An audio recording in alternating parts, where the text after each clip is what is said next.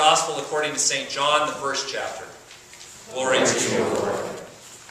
There was a man sent from God, whose name was John. He came as a witness to testify to the light, so that all might believe through him. He himself was not the light, but he came to testify to the light. This is the testimony given by John when the Jews sent priests and Levites from Jerusalem to ask him, "Who are you?" He confessed and did not deny it, but confessed, "I am not the Messiah." And they asked him, "What then? Are you Elijah?" He said, "I am not." "Are you the prophet?" He answered, "No." Then they said to him, "Who are you? Let us have an answer for those who sent us. What do you say about yourself?" He said, "I am the voice of one crying out in the wilderness, 'Make straight the way of the Lord,' as the prophet Isaiah said." Now they had been sent from the Pharisees. They asked him, "Why then are you baptizing, if you are neither the Messiah, nor Elijah, nor the prophet?" John answered them, "I baptize with water. Among you stands one whom you do not know, the one who is coming after me. I am not worthy to untie the thong of his sandal." This took place in Bethany, across the Jordan, where John was baptizing. The Gospel of the Lord. So several times in my adult life, I have been summoned for jury duty. And even though I kind of dread the disruption to my life that jury duty may cause, I realize that it's an important civic responsibility, and I am always ready and willing to serve whenever the court calls me.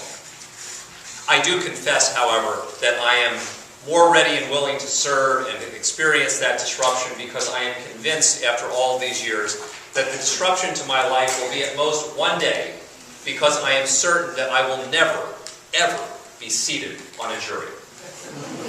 There are several reasons for this, but the chief reason, I think, is that I am a pastor. And as many of you know, when you've been summoned for jury duty, you have to tell the court all of these various things about yourself, including what you do for a living. So I write down that I am a Lutheran minister. But when I do that, and I come up for voir dire, and I'm standing there with the judge and the attorneys and everything, and they're interviewing me, it is really, really hard to convince the prosecutor that I am not Friar Tuck.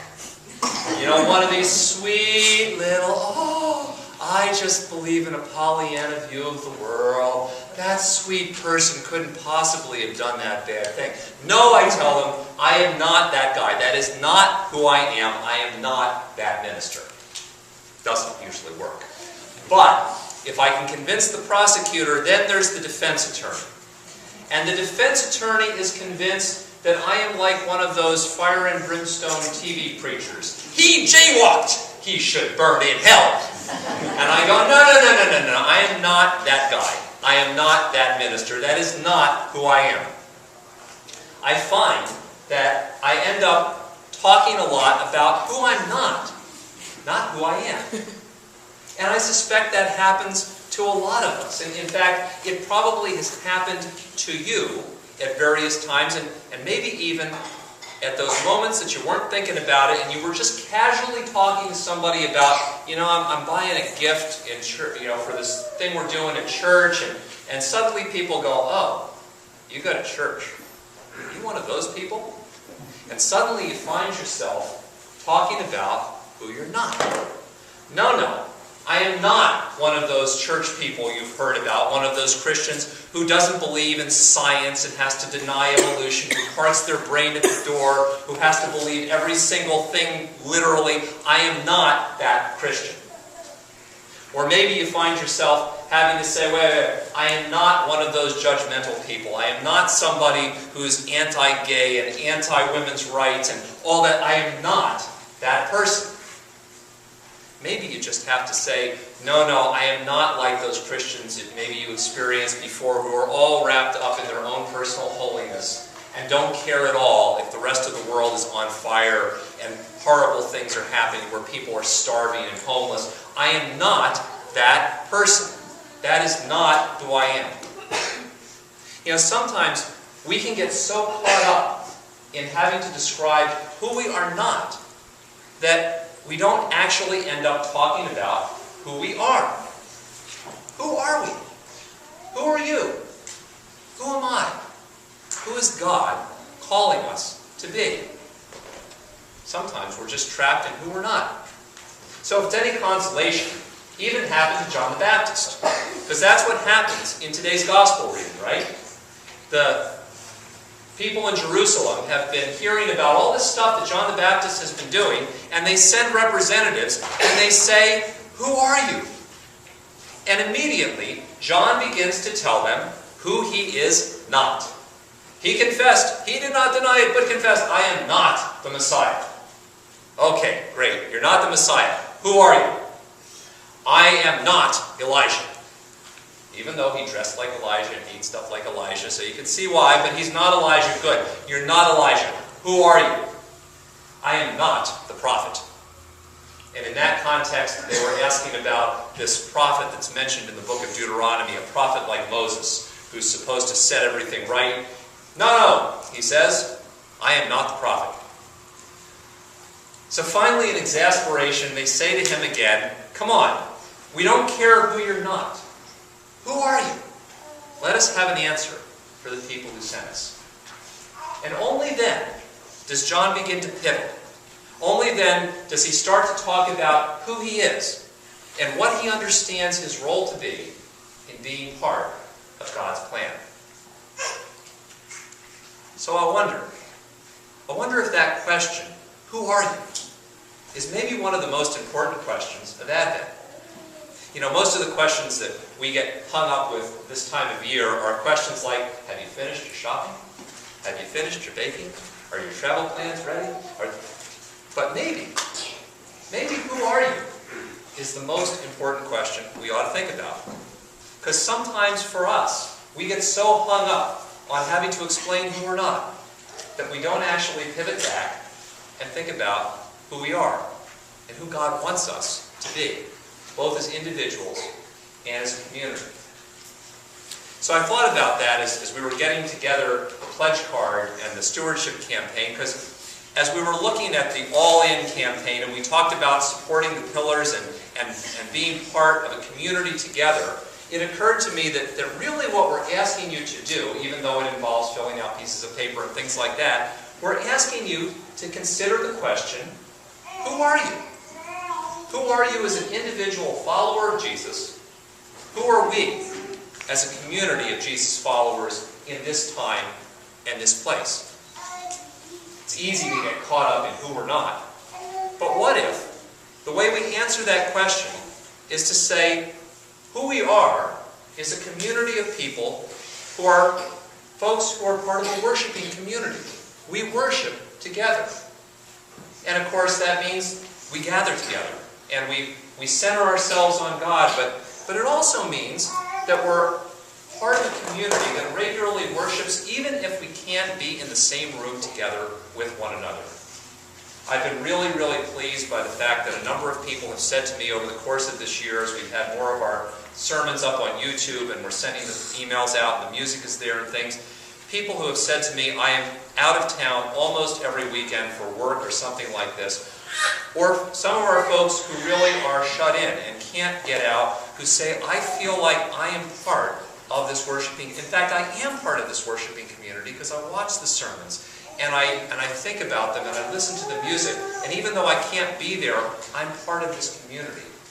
What does it mean for us? And we're going to be thinking about this over the next year. What does it mean for us to be part of this worshiping community, even if we're not in the same room at the same time? It can be as simple as doing some things with mundane things like emails. Every week, you get an email from us on Thursday, and maybe it goes into your spam filter, but there's this very long email, and Donna will say to me, "What do you think of the email?" before I send it out, and we always go, "It's so long," because it is. It's got all the announcements and stuff like that. But at the very beginning of the email are the folks that are new on our prayer list. Maybe people that we're rejoicing with because they've been born or baptized or married. Maybe people that we're praying for because they're sick or they're in need. Even taking a few moments during the course of the week to pray for those people makes you part of this worshiping community. Who are you? Who you are is part of a worshiping community, part of a community that centers itself on God, that comes together as people who care and support one another in the presence of God? Who are you? Well, maybe we answer that question by saying we're people who are committed to growing in faith. And it may mean that we take time to be part of a class or to be part of a special event that's going on. But I was showing the Sunday school class this morning the things that we have on our Advent page, and I realized that half the time nobody in the congregation looks at the website. Everybody new looks at the website, but if you go to our website and you click on something like the Wednesday Advent thing, the Advent page comes up, and Pastor Christine and I have put a whole series of devotional things there, articles to read, things to do, things to think about, ways to help you grow in your faith that you can do even if you're not able to show up in class. When we ask you about whether or not you're committed to growing in your faith, we're not asking you if you're committed to show up to a particular class, but to think about answering the question of who am I? With the answer, I'm somebody who's committed to continuing to grow in my faith. And that since God's never done with me, I'm never done with God either. Who are we? Maybe it simply means that I'm a person who cares about others the way God has cared about me. And I make that real and tangible in other people's lives. It might be doing a big thing like going to Habitat or going to work camp. Could be something as simple as buying one of those gifts for the giving tree. We had a couple people this year who said, I can't even go out and shop, I don't have time to wrap. But they gave checks to people who went out and bought them because part of their commitment to caring for others was saying, I'm going to be part of this. And they found a way to do it. Might not involve church at all. Might be something you do in your community, something you do with a community organization. Might be simply caring for your next door neighbor. In those moments, the answer to who you are as a Christian is I'm somebody who makes God's love visible and tangible in somebody else's life, just the way God has made His love visible in mine. Who are you? Might be something as simple as saying, you know what, just like Jesus' first disciples, I cannot do this by myself. I am going to be part of a community here. I'm going to build community with one another. And that can be in big things like helping with the yard sale or being part of a book group or something like that. But it can be as simple as the 3-minute rule that we do after every service, where we spend 3 minutes just turning and talking to somebody we don't know or we haven't seen in a while. Because sometimes simply saying to someone, hi, I noticed you were here, how you doing? And really meaning, how you doing? Is something that's completely missing in our daily lives as we run around so much. And in those moments, you become God's presence in the life of somebody else when you're somebody who actually notices their existence and actually cares about how things are going. Who are we? We're not simply individuals who have a personal relationship with Jesus, but a community called together by Jesus who supports and cares for one another. Who are you? Who are we? Maybe it also means that we're people who actually care about the gospel being heard by ourselves and by others, sufficient that we're willing to give in the way that God has given to us. It means we're willing to help do the work, to give the money for the things that actually just require dollars and cannot be done simply by volunteers. It means that we're willing to be people who do for other people and for the generations to come what God has already done for us, that we care enough to put our money where our mouth is and our efforts where we say our hearts are.